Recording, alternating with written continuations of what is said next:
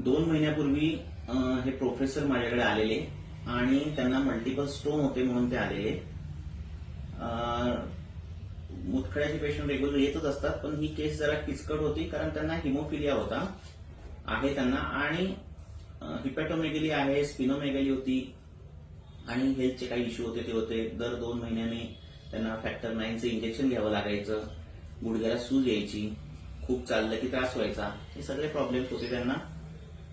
सगळ्याचा विचार करून आपण ज्यावेळी ते सर्जनकडे गेले त्यावेळी हिमोफिलिया असल्यामुळे सर्जननी सांगितले की ऑपरेशन किचकट आहे, कठीण आहे. अशा पद्धतीने त्यांनी पेशंटला सांगितलं. पेशंट पण घाबरला आणि आपल्याकडे ते आले.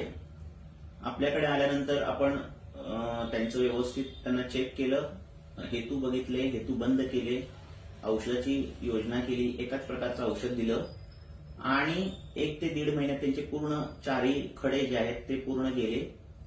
त्यांची रिपोर्ट आपण या व्हिडिओच्या शेवटी शेअर करूयाच. शिवाय हिपॅटोमेगॅली गेलं, स्पिनोमेगॅली गेलं. पेशंटला जे 2 महिन्यांनी इंजेक्शन घ्यावं लागायचं ते आता 2-3 महिने उलटून गेले. अजून काही त्यांना गुडघ्यांना सूज आलेली नाहीये.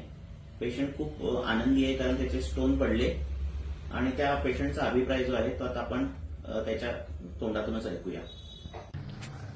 नमस्कार, मी एक हिमोफिलिक पेशंट आहे.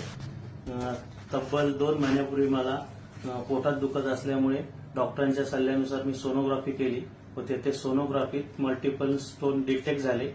परंतु मी हिमोफिलिक पेशंट असल्यामुळे ऑपरेशन करून ते स्टोन काढणे शक्य नाही. अशा परिस्थितीत मला माझे मेवण्यांनी आयुर्वेदाचार्य डॉक्टर राहुल साळुंखे यांच्याकडे जाण्याचा सल्ला दिला.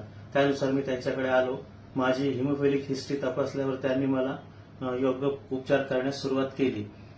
त्यांच्या योग्य उपचार तसेच पथ्यपाणी याच्यामुळे तब्बल 1 महिन्यातच माझे एक खडा गळून पडला व त्याच्यानंतर पुन्हा उपचार योग्य सुरू ठेवल्यामुळे 2 महिन्यातच मी पूर्णपणे बरा झालो आहे. आता माझी यकृताला सुद्धा सूज नाहीये.